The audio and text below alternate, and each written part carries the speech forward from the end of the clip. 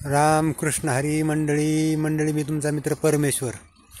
हे बघा मंडळी, मी आता सध्या चाललो होतो आयल्यानगरकडून पाथर्डीकर आणि मी थांबलोय करंजीच्या घाटामध्ये. तुम्ही पाहू शकताय हा घाटाचा परिसर आहे आणि हा वर हिरव्यागार निसर्गाने जमलेला डोंगर आहे असा.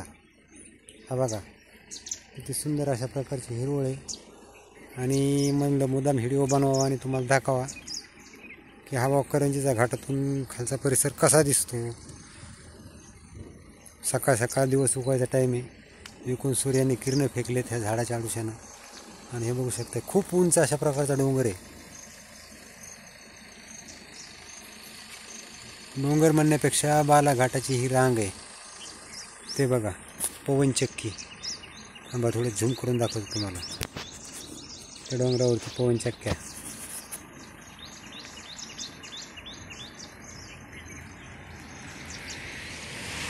आणि डोंगराच्या खालती बघा हा परिसर.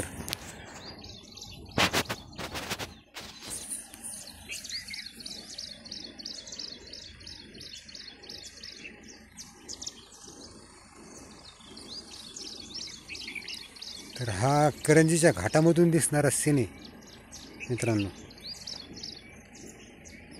आणि ही बालाघाटाची डोंगर रांग आहे.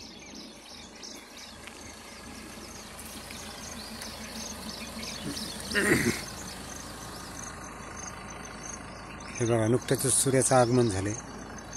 सूर्यदेवतानं आपलं तोंड दाखवलंय आणि इथून खाली बघू शकताय तुम्ही. कदाचित धुक्यामुळे तुम्हाला दिसणार नाही, पण हे डोंगराच्या कुशीत खाली वसलेलं करंजी गाव. आणि तिथून विशेष म्हणजे मंडळी पलीकडे डोंगरच नाही, अगदी संभाजीनगरपर्यंत ही बालाघाटाची विस्तृत अशी पसरलेली रांग आहे. ही रांग अशीच खूप दूर गेलेली मंडळी.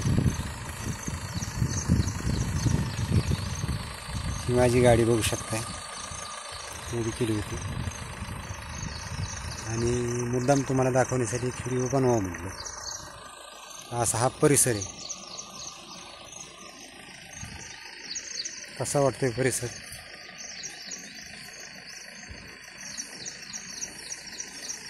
नक्कीच कमेंट करून सांगा.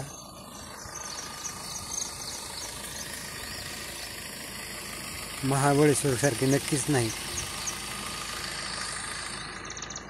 पण एक तशी फिलिंग असा परिसर आहे. आणि हे बघू शकता तिकडे त्या पवनचक्क्या किती सुंदर ऊन त्या डोंगरावरती पडलेलं आहे. असं वाटतं ह्या डोंगरामधून हालूच नाही,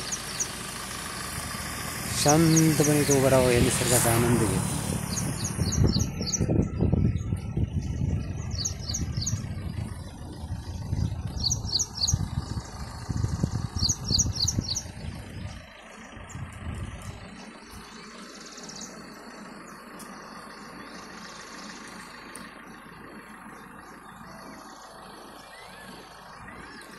बघा मंडळी, मोराच्या ओरडण्याचा आवाज येतोय खालून. हे बघा असा सुंदर आवाज येतोय. खाली मोर आहेत, मियाव मियाव करून जोर जोरात ओरडत आहेत.